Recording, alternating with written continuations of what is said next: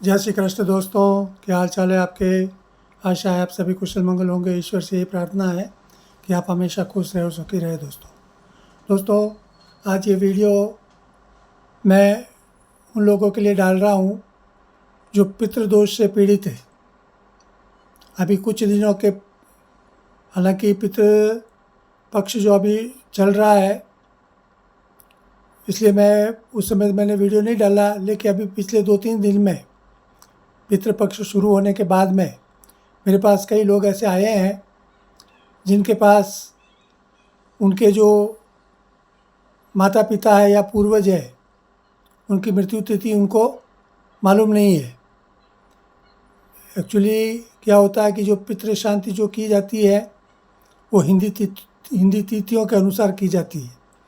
जैसे हिंदी तिथियाँ कौन सी होती है, जैसे पूर्णिमा है, प्रतिपदा, द्वितीया, तृतीया, चतुर्थी, पंचमी, षष्ठी, सप्तमी, अष्टमी, नवमी, दशमी, एकादशी, द्वादशी, त्रयोदशी, चतुर्दशी और अमावस्या, ये हमारी तिथियाँ होती है।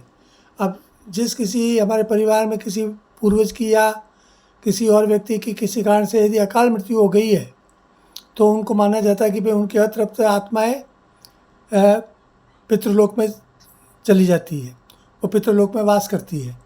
अब उनकी अपूर्ण जो अतृप्त जो आत्मा होती है, जब तक अकाल मृत्यु का मतलब ये होता है कि भाई जैसे मान लीजिए किसी की आयु, कोई जन्म लेता बच्चा है तो उसकी मान लो 70 वर्ष 80 वर्ष की आयु वो लेकर जन्म लेता है। लेकिन कई बार क्या होता है कि अकस्मात किसी दुर्घटना में अकाल मृत्यु हो जाती है। अकाल मृत्यु किसे बोलते हैं, जैसे मान लीजिए रोड एक्सीडेंट में किसी की मृत्यु हो गई, या कोई पानी में डूबकर किसी की मृत्यु हो गई, अचानक कोई गंभीर बीमारी से ग्रस्त होकर किसी की मृत्यु हो गई, आग से जलकर किसी की मृत्यु हो गई, या किसी की हत्या हो गई, या किसी ने आत्महत्या कर ली, तो ये सब अकाल मृत्यु मानी जाती है। और अकाल मृत्यु का मतलब ये होता है, अकाल मतलब जो उम्र पूरी करके जो जिनकी मृत्यु होती है वो प्राकृतिक मृत्यु मानी जाती है। लेकिन जो कि कम उम्र में जिनकी मृत्यु हो जाती है वो अक्सर अकाल मृत्यु मानी जाती है। तो ऐसे लोग हमेशा क्या होता है कि ऐसा माना जाता है कि ये प्रेत लोक में या पितृलोक में इनका वास होता है। जब तक इनकी मुक्ति नहीं होती है तब तक ये प्रेत लोक में या पितृलोक में ये इनकी आत्मा भटकती रहती है। इसलिए हमारे हिंदू धर्म में, सनातन धर्म में, ये शुरू से, आज से नहीं, हजारों लाखों वर्षों से, जब से सनातन धर्म का उद्भव हुआ है तब से ये माना जाता है कि भाई हर वर्ष जब श्राद्ध पक्ष आता है तो जिस स्थिति में हमारे परिवार में किसी की अकाल मृत्यु हुई हो या हमारे जो पूर्वजों की जो तिथि होती है उनकी मृत्यु की, उस तिथि को हम श्राद्ध पक्ष के द्वारा उन पितरों का तर्पण करके उनको हम मोक्ष दिलवाने की कोशिश करते हैं या उनको आत्म शांति दिलवाने की कोशिश करते हैं, जिससे पितरों की कृपा हमारे जीवन पर बनी रहती है। कई बार क्या होता है दोस्तों कि लोग काफ़ी कुछ चीज़ों से तकलीफ़ें देखते रहते हैं, लेकिन उनको समझ में नहीं आता है कि भाई पूरी मेहनत करते हैं, सब कुछ करते हैं, सही कर्म करते हैं, सही प्रकार से जीवन जीते हैं, फिर भी दुख और तकलीफ़ें कम नहीं होती है। तो इसका एकमात्र मूल कारण यही होता है कि भाई कहीं ना कहीं हमारे कुंडलियों में पितृदोष होता है। ये जो सामने जो कुंडली है ये पितृदोषों के बारे में है। मैं अभी कुछ देर में आपको बताने वाला हूँ कि ये सामने जो कुंडली है इसमें पितृदोष कैसे बनता है। तो आपकी कुंडली में पितृदोष है या नहीं है वो आप उसको अच्छी तरह अपनी कुंडली देखकर आप समझ पाएंगे दोस्तों। दूसरा दोस्तों, एक्चुअली क्या होता है कि पितरों की जो आत्माएं जो भटकती है, तो पितृदोष के कारण हमारे जीवन में हमेशा अभाव होता है, परिवार में कलेश होती है। मान ली एक पिता के 4 पुत्र हैं तो चारों में कभी भी आपस में उनमें मतलब कि बनती नहीं है, उनमें स्नेह नहीं होता है, वो आपस में लड़ते झगड़ते रहते हैं, या परिवार में कोई न कोई गंभीर बीमारी हमेशा चलती रहती है, या किसी प्रकार की, जैसे मान लो कि बहुत कुछ करने के बाद में भी हमें जीवन में सफलता नहीं मिल पाती है। तो ये सब चीज़ें हमारे जीवन में होती रहती है। इसके अलावा जिनके परिवार में गंभीर जो पितृदोष होते हैं, गंभीरतम पितृदोष होते हैं, उनके परिवार में क्या होता है, जैसे जन्मजात विकृतियाँ होती है, जैसे मान लो किसी के घर में कोई बच्चा अपंग पैदा हो गया, या मानसिक रूप से अपंग पैदा हो गया, या विकलांग हो गया, या कोई शारीरिक त्रुटि रह गई, जैसे आँख में यदि कोई बैंगापन रह गया, तो ये सब पितृदोषों के कारण ही माना जाता है। ऐसे मति दोष भी कहा जाता है। जैसे कि हम बोलते हैं ना भाई कि किसी का दिमाग मतलब कि पूरा काम नहीं करता है, तो ये मति दोष माना जाता है। कुछ पागलपन का असर भी कई लोगों में देखा जाता है, वो भी पितृदोष के कारण माना जाता है। तो ये सब कार्य जो है, अच्छा दूसरा क्या है, जैसे कार्य, हम कोई भी कार्य करने जाते हैं उसमें कुछ न कुछ विघ्न या अड़चनें हमेशा आती रहती है। हम पूर्ण मनोयोग से काम करने के बाद में भी हमें पूरी सफलता उसमें नहीं मिलती है। और दूसरा, समाज में हमें हमेशा अपयश मिलता है, समाज में हमें हेय दृष्टि से देखा जाता है। उसका कारण ये है कि भाई पितृदोषों के कारण हमारे जीवन में कभी सुख शांति और समृद्धि नहीं आती है। उससे क्या है, समाज में भी हमारी कोई कदर और स्टेटस नहीं होता है। तो ये सब चीज़ें पितृदोषों के कारण होती है दोस्तों। इसके अलावा क्या होता है कि कई बार हमारी ग्रह दशा है, कुंडली में सब अच्छी है, विषोत्तरी दशा भी हमारी अच्छी चल रही है, लेकिन फिर भी हमें उसका पूरा लाभ नहीं मिल पाता। तो इसके 2-3 कारण होते हैं। एक तो जैसे कुंडली में पितृदोष होता है, एक दूसरा काल सर्प दोष भी माना जाता है। तो ये सब कारण होता है दोस्तों। अब रहा दोस्तों के पितृ कौन होते हैं।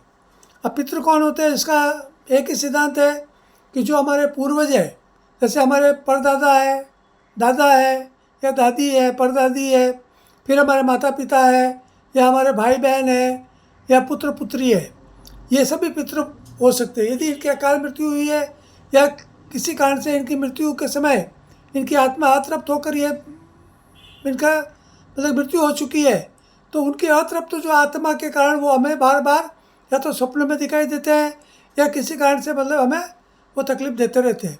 इसके अलावा और पितृदोष किनको लगता है, जो अपनी माता पिता की सेवा नहीं करते हैं, जो अपने माता पिता की अनादर करते हैं। कई बार हम अखबारों में, टीवी में वगैरह देखते हैं कि कई ऐसे कपूत जो औलादें होती है, जो अपने माता पिता को मतलब कि जीवन पर तकलीफ देते हैं, उनके साथ मारपीट भी कर लेते हैं। और कई लोग, विशेष करके मैं उन लोगों के लिए कहना चाहता हूँ जिनके माता पिता वृद्धाश्रम में रहते हैं, उन लोगों को आज भले वो अपनी सुख सुविधा के लिए अपने माँ बाप का तिरस्कार करके यदि उन्होंने वृद्धाश्रम में उनको भेज दिया है, लेकिन दोस्तों ये आप अच्छी तरह सुन लें कि आपको आगे चलकर ये पितृदोष लगने वाला है। और आप जब भी आपके माता पिता जब इस लोक से चले जाएंगे, ये लोक से, तो वो परलोक में जाकर भी वो उनका जो दोष आपने किया उनके प्रति, जो पाप आपने किया उनके प्रति, वो आपको लगने वाला है, वो आपको छूटने वाला नहीं है।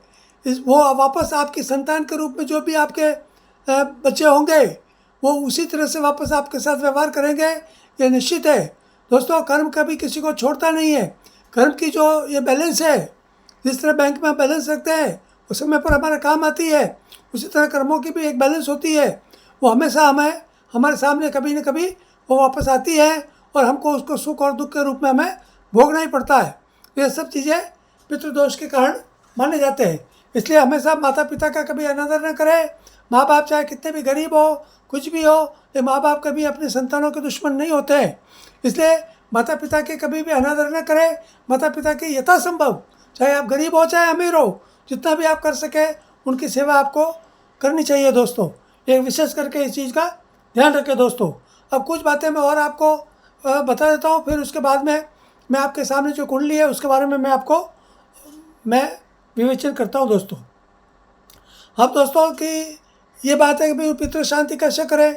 तो पितृ शांति करने का सबसे बड़ा जो, यदि आप संपन्न नहीं हैं तो उनके लिए मैं बताएं तो आपके घर में जो भी, जहाँ आप पानी के मटके वगैरह रखते हैं, परिंदा बोलते हैं उसको, वहाँ पर रोज़ एक दीपक पितरों के नाम से जलावे। घर में तुलसी का एक पौधा रखे, वहाँ भी पितरों के लिए एक दिया शाम को रोज़ जलाए दोस्तों। और पितरों को मनोमन उनकी शांति के लिए प्रार्थना करें, तो उससे पितरों की आपके कृपा होगी दोस्तों। इसके अलावा पीपल का वृक्ष हो, तो पीपल के वृक्ष के जिस दिन भी अमावस्या आती है, एक्चुअली दोस्तों अमावस्या जो तिथि होती है वो पितरों की तिथि मानी जाती है। तो हर अमावस्या के दिन आप पीपल वृक्ष को जल सींचे, दीपक जलावें, और उस दिन यथासंभव जो भी आपकी आर्थिक स्थिति के अनुसार किसी भी ब्राह्मण को बुलावें, घर में उसको जो भी आपके पितरों की जो मनपसंद जो उनकी भोजन सामग्री थी, किसी को कोई विशेष प्रकार की भोजन सामग्रियाँ हर एक को पसंद होती है, जैसे किसी को पकौड़े पसंद हो, किसी को खीर पसंद है, किसी को मिष्ठान पसंद है, तो वैसी चीज़ उनको ज़रूर खिलाए। उससे क्या हो कि वो जो पितरों की जो आत्मा है वो तृप्त होगी और आपको सुख शांति प्रदान करेगी दोस्तों। इसके अलावा यथासंभव आप उनको दान दक्षिणा भी दे सकते हैं। इसके अलावा गरीबों की भी आप सेवा कर सकते हैं। इसके अलावा जो चींटियाँ हैं, गाय है, कुत्ते हैं, कौवे हैं, पशु पक्षियों की सेवा भी करें, तो इससे भी आपको पितृ शांति से आपका निवारण होगा दोस्तों। इसके अलावा दोस्तों, इससे यदि आप साधन संपन्न हैं, सुखी हैं, तो आप गया जी जाकर पितरों की तर्पण और शांति उनकी मोक्ष के लिए, उनकी मुक्ति के लिए करवा सकते हैं। यदि आप गया जी नहीं जा सकते हैं तो आपके आसपास में जो भी नदी हो, बड़ी कोई तीर्थ जैसी नदी है, जैसे आप हरिद्वार जा सकते हैं, प्रयागराज जा सकते हैं, या बद्रीनाथ जा सकते हैं, नासिक जा सकते हैं, रामेश्वरम जा सकते हैं, कावेरी जा सकते हैं, त्रिची है दक्षिण भारत में, काशी है, पुष्कर है, कुरुक्षेत्र है, जगन्नाथपुरी है, अयोध्या, उज्जैन, द्वारका, ये सब बड़े बड़े तीर्थ हैं। वहाँ भी आप जाकर आप अपने पूर्वजों की मोक्ष और मुक्ति के लिए आप ये तर्पण करवा के उनकी मुक्ति के लिए प्रयास कर सकते हैं। इसके अलावा भी यदि आप वहाँ नहीं जा पाते हैं तो आपके जहाँ आप रहते हैं उसके आसपास में कोई भी नदी हो तो उस नदी के तट पर किसी योग्य पंडित की सेवा लेकर वहाँ जाकर भी आप पितृ तर्पण करवा कर पितरों का मोक्ष और मुक्ति के लिए आप प्रयास कर सकते हैं दोस्तों। तो ये सब आपको करना है। इससे ये करने से आपके जीवन में जो भी अभाव है, कष्ट है, तकलीफ है, दुख है, वो निश्चित रूप से आपका उसका निवारण होगा और आपके जीवन में सुख समृद्धि जरूर प्राप्त होगी दोस्तों। ये रही सब एक सामान्य बातें दोस्तों। तो अब मैं आप आगे कुछ और बातें आपको बता देता हूँ, वो थोड़ा और समझ लें, फिर मैं आपको कुंडली का विवेचन करता हूँ कि आपको कैसे। एक दोस्तों, यदि कुछ लोग बोलते हैं भाई इन पर विश्वास नहीं करते हैं, तो मैं उनके बारे में एक बात कह देता हूँ दोस्तों कि आप इस चीज़ को आप खोज कर सकते हैं कि हॉलीवुड के मशहूर स्टार हुए हैं सिल्वेस्टर स्टेलोन। तो उन्होंने क्या हुआ कि 2012 में उनके जो 35-36 वर्ष का बच्चा था सेज स्टेलोन, उसकी मृत्यु हो गई थी, अकाल मृत्यु। तो बच्चा बार बार उनको स्वप्न में आकर मतलब कि उनको दिखाई देता था। कई बार उनको घर में भी ऐसा महसूस होता था कि उनका बच्चा उनके आसपास उनको घूमता है और कुछ कुछ कहने की कोशिश कर रहा है। तब उन्होंने कुछ चीज़ों की मतलब कि कोई एक वहाँ एक विद्वान ज्योतिषी, भारतीय ज्योतिषी वहाँ उनको वहाँ मिले। तब उन्होंने कहा भाई कि आप भारत जाकर इसकी आत्मा की मुक्ति के लिए प्रयास कीजिए। तब वो स्वयं तो नहीं आए, लेकिन उनको भाई को उन्होंने यहाँ हरिद्वार भेजकर वहाँ पर उनको पितृ शांति करवाई और मुक्ति करवाई। उसके बाद में कभी भी वो उनका जो बच्चा है उसकी आत्मा उसको मुक्ति मिल चुकी और वो कभी वो उनको वापस उनको उसका एहसास नहीं हुआ दोस्तों। तो कई विदेशी लोग यहाँ आते हैं, ऐसे नहीं, हजारों लाखों की संख्या में भारत में ऐसे विदेशी लोग आते हैं जो अपने पूर्वजों की या अपने जो परिवार की जो अकाल मृत्यु प्राप्त कर चुके सदस्यों की मतलब कि वो पितृ शांति करवाने के लिए, अब उनकी मुक्ति और आत्मा की शांति के लिए ये पितृ शांति करवाते हैं दोस्तों। तो ये सब करना चाहिए, भरोसा करना चाहिए, तो ये सब चीज़ें करनी चाहिए दोस्तों। इसके अलावा नित्य श्राद्ध होता है, रोज़ का होता है, नैमित्तिक श्राद्ध भी होता है जो विशेष अवसर पर भी, जैसे हमारे जिनकी मृत्यु हुई है उनकी जो तिथि आती है, जो तारीख है, तिथि है, उस तिथि के अनुसार भी उनको श्राद्ध उस दिन भी करना चाहिए, वरना श्राद्ध पक्ष तो है ही। इसके अलावा एक अंतिम बात और मैं आपको कहता हूँ कि अभी जो श्राद्ध पक्ष चल रहा है, तो अभी ये 21 तारीख को 21 सितंबर 2025 को ये सर्वपितृ अमावस्या आ रही है। तो उस दिन यदि आपको आपकी तिथि मालूम नहीं है अपने पूर्वजों की कि भाई उस दिन किस तिथि को उनकी मृत्यु हुई है, अकाल मृत्यु, तो उन सब के लिए एक ही उपाय है कि सर्वपितृ अमावस्या जो 21 सितंबर को आती है या किसी भी अमावस्या को आप अपने पितृ शांति के लिए वो तर्पण वगैरह करवा के आप उनकी मुक्ति के लिए कोशिश कर सकते हैं। लेकिन श्राद्ध पक्ष की जो अमावस्या होती है वो सबसे बड़ी मानी जाती है, तो उस दिन ज़रूर इसका करना चाहिए, चाहे आपको उनकी तिथि मालूम हो या नहीं हो। तो उस दिन यदि आप करवाएंगे तो भी आपको उसका फल पूर्ण रूप से उसको मिलेगा दोस्तों। ये सब चीज़ें ध्यान में रखें। इसके अलावा आप घर में गीता का जो पाठ होता है, गीता जो पुस्तक है गीता के अध्याय भी आप पठन और मनन कर सकते हैं। उससे भी आपको उनको मतलब कि फ़ायदा आपको भी मिलेगा, उनको भी मिलेगा दोस्तों।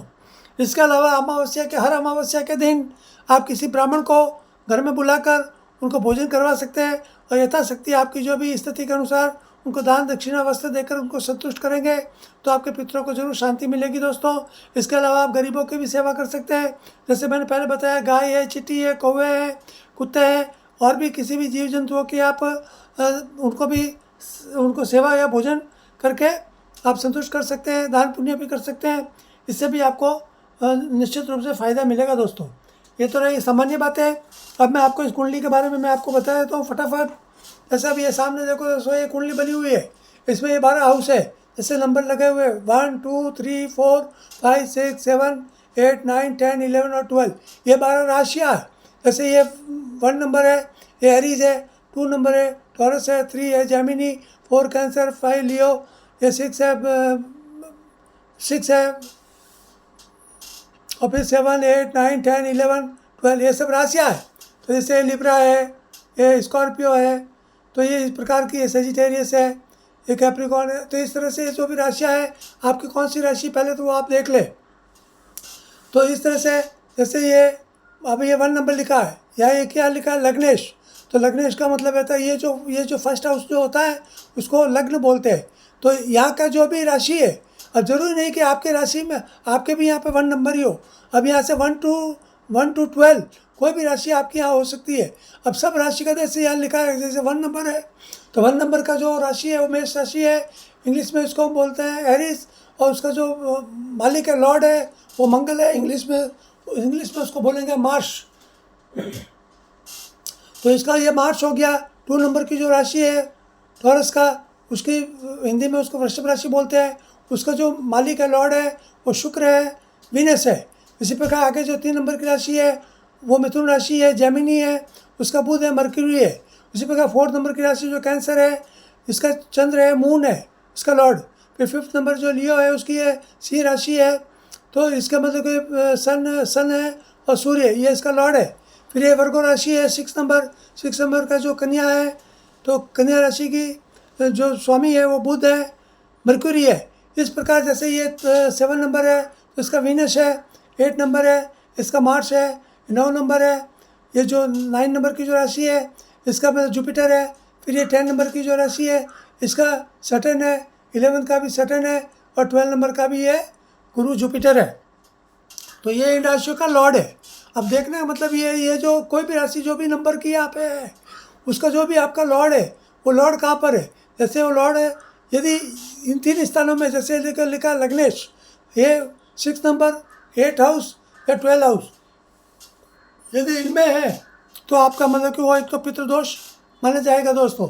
सेकंड, जैसे अभी यहाँ लिखा है देखो, ये फर्स्ट हाउस है, इसमें लिखा पितृदोष, राहु प्लस चंद्र, राहु प्लस सूर्य, राहु प्लस शनि, जो सूर्य और सूर्य प्लस चंद्र। इसका मतलब क्या है कि हमेशा कोई भी जो हमारे जीवन में पितृदोष का मूल कारण ये राहु या चंद्र होगा तो आपके पितृदोष होगा दोस्तों।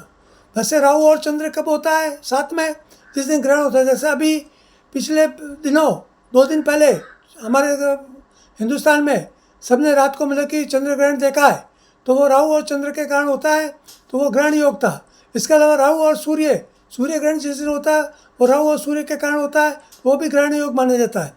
तो जिसकी कुंडली में राहु और चंद्र साथ में है तो वो पितृदोष माना जाता है, या राहु और सूर्य साथ में है तो पितृदोष माना जाता है। होता वो ग्रहण योग के दिन, जिस दिन मतलब जिसका मतलब ग्रहण के दिन जिसका जन्म हुआ है। जैसे अभी ये पूर्णिमा गई है 2 दिन पहले, तो पूर्णिमा के दिन जिस दिन ग्रहण था, उस ग्रहण के दिन जिस बच्चे का भी जन्म हुआ है वो सब पितृदोष से पीड़ित रहेंगे दोस्तों। इसके अलावा जिसकी कुंडली में राहु प्लस शनि प्लस सूर्य मतलब सन, राहु सैटर्न और सन, ये तीनों यदि साथ में है तो भी वो ग्रहण योग माना जाएगा। इसके अलावा यदि सूर्य और चंद्र, सन और मून, ये दोनों साथ में है तो भी वो पितृदोष के बराबर माना जाएगा। क्योंकि सूर्य और चंद्र जिस दिन होता है वो अमावस्या के दिन या अमावस्या के 1 दिन पहले या अमावस्या के 1 दिन बाद की स्थिति होती है दोस्तों। तो सूर्य और चंद्र होने का मतलब ये है कि बच्चे का जन्म अमावस्या के दिन हुआ है, और अमावस्या को जन्म होने का मतलब उस दिन चंद्रमा बिल्कुल क्षीण होता है। तो क्षीण होने का कारण मतलब ये है कि जो वो चंद्र दोष माना जाता है, और चंद्र दोष के कारण भी पितृदोष बनता है। तो ये सब चीज़ें समझने की। अब रही बात, जैसे मैंने यहाँ पर लिखा है फर्स्ट हाउस में, अब ये योग आपके कुंडली में कहीं भी हो सकता है, जरूरी नहीं कि सबके यहीं पर होगा। जैसे राहु चंद्र, राहु सूर्य, राहु शनि सूर्य, सूर्य चंद्र, ये यहाँ पर है, वो यहाँ भी हो सकता है। 2 number, 3 number, 4 number, 5 number, 6 number, 7 number, 8 number, 9, 10, 11 और 12, या कहीं भी यदि वो है तो वो आपको मतलब कि ये पितृदोष आपका माना जाएगा दोस्तों। लेकिन बाकी जगह तो थोड़ा कम ज़्यादा हो सकता है कि ये जो जो जो 6th हाउस है, 8th हाउस है और 12th हाउस है, यदि इसमें है तो वो थोड़ा बहुत ज़्यादा आपको तकलीफ देगी। तो इसमें क्या हो सकता है, आपके परिवार में कोई भी मतलब जैसे विकलांगता है, मानसिक दोष है, या शारीरिक विकृति है, या मति दोष है, या आपके जीवन में कहीं ना कहीं कोई कोई रुकावटें हैं, तो आपकी जो कार्य प्रणाली में आपकी कौन को रुकावट आएगी, या जो भी आप काम करने जा रहे हैं तो उसमें आपको पूर्ण सफलता नहीं मिलेगी। सामाजिक आर्थिक रूप से भी आपको कोई अड़चनें हमेशा आपके जीवन में रहने वाली है। तो ये सब चीज़ें आपको समझने की है, विशेष करके बाकी किसी चीज़ों को आप नहीं देखकर सिर्फ ये देखें कि राहु चंद्र, राहु सूर्य, राहु शनि सूर्य या सूर्य चंद्र ये आपके कौन से भाव में बैठे। यदि मान लीजिए वो सेकंड हाउस में है तो ये सेकंड हाउस में वेल्थ का माना जाता है, सेविंग्स का। तो यदि वहाँ पर है तो आपके जीवन में हमेशा आप जितनी भी बचत करने की कोशिश करेंगे तो उससे ज़्यादा आपका खर्चा हो जाएगा। ये थर्ड हाउस है, थर्ड हाउस ये स्ट्रगल का हाउस माना जाता है दोस्तों। तो ये थर्ड हाउस में जो यदि ये दोष है तो आपकी मेहनत का आपको कभी पूरा फल नहीं मिलेगा। ये फोर्थ हाउस है, ये फोर्थ हाउस मतलब माता पिता का माता का माना जाता है और वाहन का माना जाता है, जो व्हीकल वगैरह होता है उसका। तो ऐसी स्थिति में यदि ये यहाँ पर है तो एक तो आपके माता पिता के प्रति आपका अनादर रहेगा, आप उनकी मतलब कि सेवा शुश्रूषा करने में आपका दिल नहीं करेगा। दूसरे आपके ये जो वाहन और व्हीकल का भाव भी माना जाता है, तो आपके जो भी जो एक्सीडेंटल विशेष करके वाहन वगैरह चलाने में आपको बहुत ही सावधानी रखनी चाहिए। फिर ये जो फिफ्थ हाउस है ये हमारे जो एजुकेशन वगैरह है या हमारे संतान के बारे में यदि यहाँ पर है तो आपके संतान में कोई ना कोई विकार हो गई।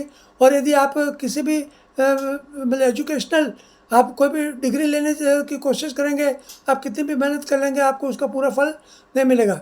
ये जो सिक्स्थ हाउस है ये हमारे जो रोग शत्रु है, कर्ज है, शत्रुता है, उसके बारे में है, ये बीमारी बारे में, ये एडिक्शन है, कोई भी नशा पत्ते की जो बीमारी वहाँ पर होगा तो जीवन भर इन दोषों से आप ग्रसित रहेंगे। ये सेवंथ हाउस है, सेवंथ हाउस पति पत्नी का या हमारे जो भी लाइफ में जो लव अफेयर वगैरह होते हैं उनका है। तो ऐसे यदि यहाँ पर होने से यदि पति पत्नी में हमेशा मतलब विभेद होगा, कभी उनके आपस में बनेगी नहीं, वो एक दूसरे के प्रति मतलब अनादर रखेंगे या समर्पण का भाव उनमें कम रहेगा। तो ये चीज़ है। ये एट हाउस है, ये यदि यहाँ पर आपके पितृदोष है तो ये एक्चुअली आयु का और बीमारी का घर माना जाता है। तो ये सीधी दृष्टि क्या है, वो सेकंड हाउस जो वेल्थ का हाउस है वहाँ पे दृष्टि पड़ने से बीमारियों में अत्यधिक खर्च होगा। मतलब कि अब ज़िंदगी की जो भी कमाई होती है वो खुद की या परिवार के किसी न किसी सदस्य के बीमारी में वगैरह वो अत्यधिक खर्च जरूर होगा, या वो स्वयं भी बीमार हो सकते हैं दोस्तों। ये जो नाइन्थ हाउस है ये हमारे जो लक का हाउस माना जाता है, इसको भाग्य स्थान मानते हैं। यदि यहाँ पर है तो जीवन भर आपके भाग्य की आँख मिचौली आपके साथ चलती रहेगी। कभी आपको लगेगा कि भाई यदि यहाँ पे अच्छी राशि है, जैसे गुरु की राशि है ये अच्छी है, गुरु यदि अच्छी कंडीशन में है तो पैसा तो आपके पास आएगा, लेकिन पैसा मतलब अलग अलग कार्यों में भी आपको खर्च होता रहेगा दोस्तों। अब ये है, ये जो 10th हाउस है ये वैसे पिता का भाव माना जाता है। यदि यहाँ पर है तो ये भयंकर पितृदोष माना जाता है। और पितृदोष ये जो पिता की अनुकंपा मतलब कि या कम होती है। कारण क्या है, वो जो पुत्र होते हैं वो पिता के पूरा सम्मान नहीं करते हैं, वो अनादर करते हैं। तो यदि ऐसा यदि आप करते हैं तो आपको हमेशा पितृदोष से पीड़ित आपको रहना पड़ेगा। और ये कर्म और पिता का भाव है तो आपके कर्मों का आपको फल आपको अच्छा नहीं मिलने वाला दोस्तों, ये ध्यान रखें। आगे चलकर ये जो है ये इनकम ऑफ सोर्स का भाव माना जाता है, ये मल्टीपल इनकम ऑफ सोर्स का ये भाव माना जाता है। तो यदि यहाँ पर ये पितृदोष है तो आप कितने भी हाथ पैर मारे, कई आप मतलब कि एक से ज़्यादा काम आपको करने पड़ेंगे, किसी एक काम में आपको स्टेबिलिटी आपकी लाइफ में रहने वाली नहीं है, तो आपको कई प्रकार के काम करने पड़ेंगे और आपको हमेशा अपने जीवन में भटकाव रहेगा दोस्तों। आगे ये जो 12th हाउस है, ये 12th हाउस है जो हमारे जो एक्सपेंसेस है, खर्च है, कर्ज है, रोग है, व्यसन है, जो भी जो कहते हैं जो एडिक्शन वगैरह होते हैं ना, नशा पत्ता है, दारू है, ड्रग्स है, ये सब है उनमें है, या अत्यधिक कर्ज यदि आपके पास हो सकता है, तो ये सब चीज़ें मैंने आपको बता दी है। तो पहले आप अपनी कुंडली में देखो कि भाई कौन से हाउस में आपके ऐसा दोष कोई है या नहीं है। नहीं है तो बहुत अच्छी बात है, यदि है तो आपको उस भाव से संबंधित जो भी सब्जेक्ट मैंने आपको बताए उसके प्रति आपको थोड़ा केयरफुली रहकर आपको काम करना है, तो आपको विशेष करके किसी प्रकार की दुख तकलीफ नहीं आएगी। इसके अलावा धर्म पे विश्वास रखें, शिव जी की, हनुमान जी की आराधना करें, हनुमान चालीसा का आराधना करें, शिवाभिषेक करें, तो उससे क्या है कि आपको जीवन में इतनी तकलीफ नहीं होगी। और विशेष करके बुज़ुर्गों की, अपने परिवार के जो बुज़ुर्ग है वगैरह है उनकी सेवा करें, और घर की महिलाओं का भी उनकी इज्जत करें, उनका अनादर नहीं करें, उनके साथ अच्छा व्यवहार करें दोस्तों। तो ये सब चीज़ें आपको मैंने आज बताई है। अब आप इसके ऊपर भरोसा करो नहीं करो वो आपके ऊपर है, लेकिन मेरा फ़र्ज़ था, मुझे कई लोगों ने पूछा है तो मैंने वीडियो बना के डाल दिया है। अब जिसको योग्य लगे उसको माने, जिसको योग्य नहीं लगे नहीं माने, वो आपके ऊपर है दोस्तों। तो आज के लिए इतना ही, धन्यवाद। और मेरा इस यूट्यूब चैनल को सब्सक्राइब करें, लाइक करें, और यदि आपकी कोई भी निजी समस्या हो तो मेरे व्हाट्सएप पर आकर मुझसे कांटेक्ट करें। मैं जब भी मुझे समय मिलेगा मैं वापस आपसे कांटेक्ट करके आपको उसके बारे में कोई न कोई निवारण या उपाय उसको बताने की कोशिश करूँगा दोस्तों। धन्यवाद। जय श्री कृष्ण, जय श्री राम दोस्तों।